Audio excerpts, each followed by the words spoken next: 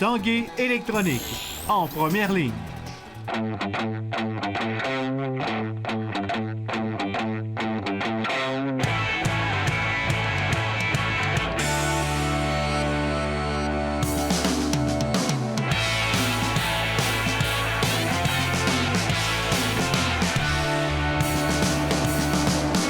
À tous, un bon mardi, ici Carl Larouche. Bienvenue à l'Esprit sportif. Parlons d'abord de hockey de printemps, toujours populaire chez les jeunes hockeyeurs, entre autres de 6 à 13 ans. À preuve, l'arrivée d'une nouvelle organisation dans la région, les Prédateurs de Bois-Châtel, qui également organiseront bientôt un premier tournoi de niveau 3.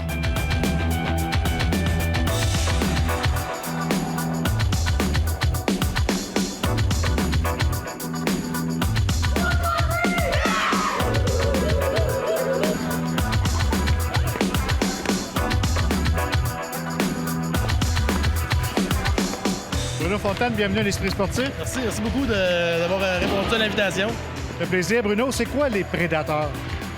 Les Prédateurs, c'est une organisation de hockey de printemps. C'est du 3A.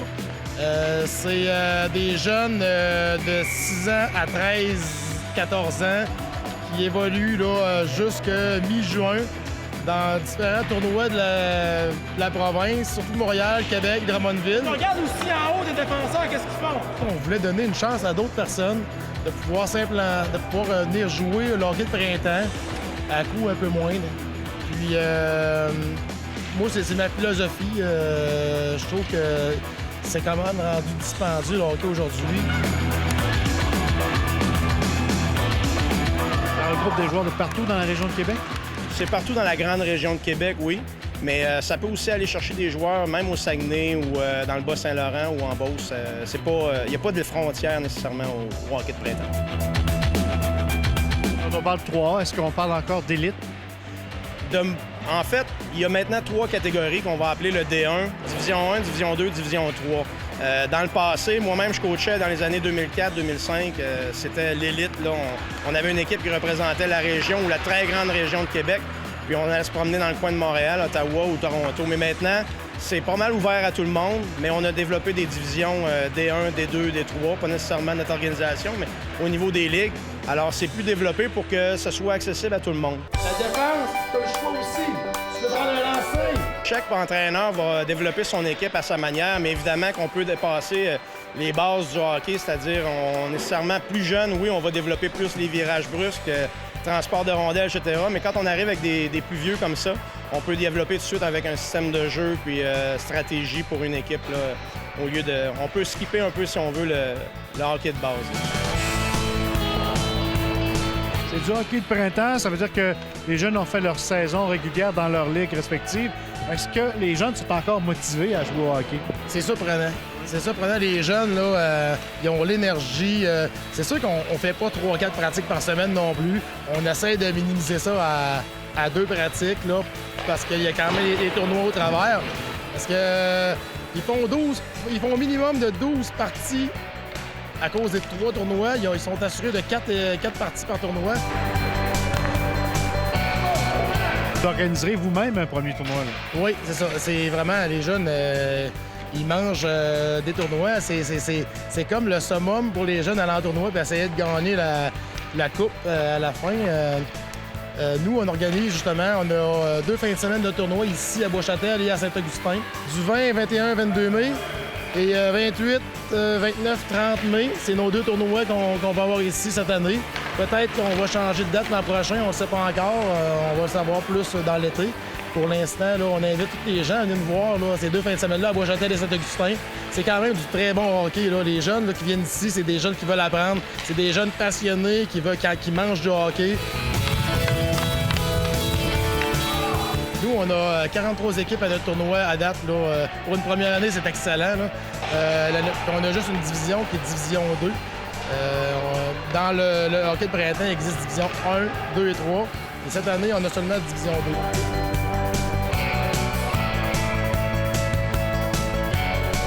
Les gens qui veulent des informations sur les prédateurs, vous avez sûrement un site Internet? Oui, sur predator3a.com. Puis si les gens ont des questions, il y a infopredateur.com. Mais vous l'avez sur le site, là, il y a les liens qui se rendent direct. Alors, toutes les informations sont là-dessus. Les gens vont tout avoir ce qu'ils veulent. Merci beaucoup. Bonne saison de printemps.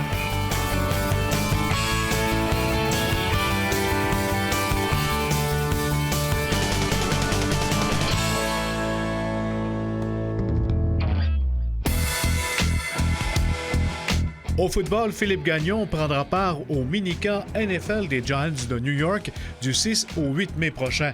Le garde du Rouge et Or de l'Université Laval retrouvera son coéquipier Charles Vaillancourt, qui avait reçu son invitation samedi au terme du repêchage de la NFL. Philippe Gagnon s'est hissé dans le top 10 des plus beaux espoirs en vue du repêchage de la Ligue canadienne de football qui aura lieu le 10 mai prochain. La biathlonienne Audrey Vaillancourt met fin à sa carrière de 12 ans à titre d'athlète de haut niveau. La jeune athlète de 24 ans l'a annoncé lundi sur son site Internet. La fin d'une belle aventure. C'est ainsi qu'Audrey Vaillancourt a titré son texte. En 2014, elle a raté sa sélection pour les Jeux olympiques et n'est pas parvenue à faire sa marque sur le circuit de la Coupe du monde en 2015, participant principalement à des courses de la Coupe IBU. Après la pause, on parle tennis, l'histoire inspirante de Jean-Michel Guimont.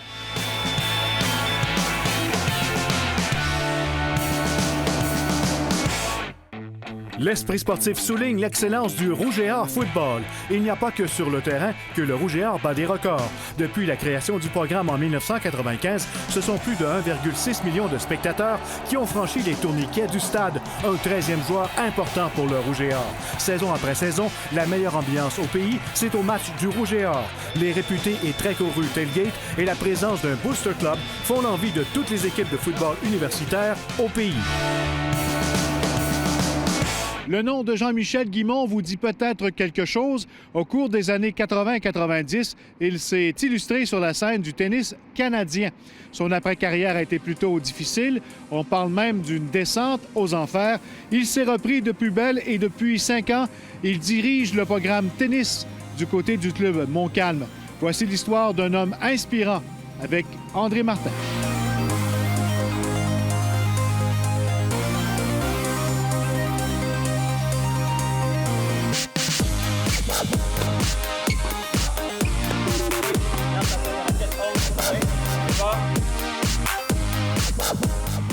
Jean-Michel, comment le tennis est arrivé dans ta vie? Mon père jouait au tennis. Mon père, c'est un sportif. À la base, c'est un joueur de hockey. Il s'est transformé en joueur de tennis. Fait qu'il jouait beaucoup au tennis. De fil en aiguille, très, très jeune, évidemment, j'ai une raquette dans les mains. J'ai commencé à faire de la compétition aux alentours de 8 ans, dans les 10 ans et moins.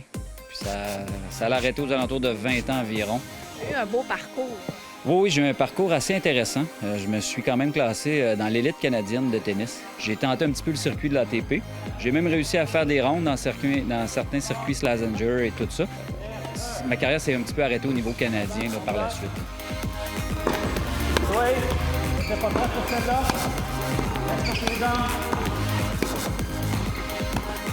Après ça, il y a eu une période vraiment difficile pour toi. Oui, après ça, disons que j'ai un peu lâché mon fou là, pendant plusieurs années. Et j'ai pas eu le droit, moi, de faire de crise d'adolescence. J'ai fait que du tennis et du tennis. Fait qu'à un moment donné, j'ai décroché. J'ai vécu où est-ce qu'on pouvait sortir, on pouvait prendre de l'alcool, puis où est-ce qu'il n'y a pas de restrictions. On n'a pas besoin de se coucher à 8 heures le soir, on n'a pas besoin de rien. C'est extrêmement sournois, l'alcool. C'est très sournois, qu'est-ce qui m'est arrivé. Puis à un moment donné, mais la roue, elle s'arrête plus. Elle s'arrête plus jusqu'à temps que tu perdes tout. Quand tu es rendu au fond du baril, ceux qui le touchent sont prêts à mourir. Parce que c'est la prison, la folie, la mort, nommez-les toutes. Mais il n'y a pas d'issue pour une personne comme moi qui buvait comme je buvais. Tu l'as touché, le fond du baril? Oui, j'ai touché le fond du baril solide. Comment tu as fait pour remonter? Est-ce qu'il y a eu un élément déclencheur? Fait qu'à un moment donné, t'en prends une solide, qui est ta dernière. Tu te lèves un matin. Puis ce matin-là, je vais toujours m'en souvenir, c'était un 16 janvier, il devait faire à peu près moins 40 dehors. J'ai aucune idée où est-ce que j'étais couché. Je me suis regardé dans le miroir ce matin-là, puis j'ai dit non, Jean-Michel, c'est pas ça que tu veux de ta vie. C'est terminé. Là, tu te reprends, tu bois plus jamais, puis t'écœures pas personne avec ça. Ça m'a pris, c'est pas de la blague, ça m'a pris 10 ans. Tout remettre, rebâtir. C'est pour ça qu'aujourd'hui, au club de tennis Montcalm, j'ai mon académie, j'ai ma boutique, j'ai mes camps d'été, j'ai mon tournoi. Je suis le gars le plus heureux du monde, mais je n'ai bavé un coup.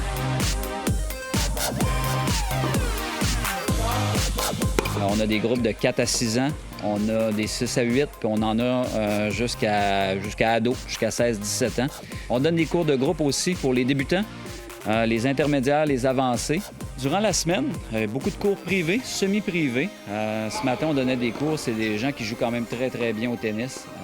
C'est des formules d'entraînement. Tu sais, il y a beaucoup de gens qui disent « moi, j'aime pas ça aller au gym, j'aime le tennis. Sais-tu quoi, je vais aller faire mon workout avec Jean-Michel. » Puis après ça, on a des camps d'été, toujours avec mon école de tennis.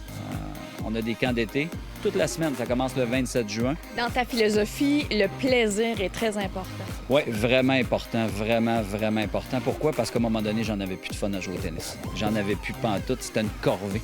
Faut pas que ça soit une corvée. Surtout avec les jeunes. Faut que les jeunes soient prêts à venir. Faut qu'ils soient prêts à s'amuser. Bien, Jean-Michel, c'est notre entraîneur depuis quand même 5 ans là, environ.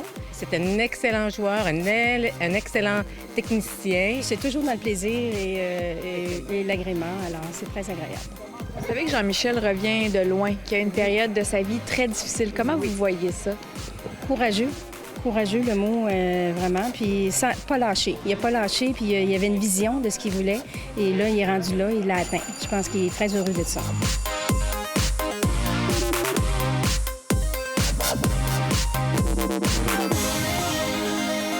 Il y a un nouveau venu dans ta vie depuis à peine 2 mois, ton petit garçon Henri.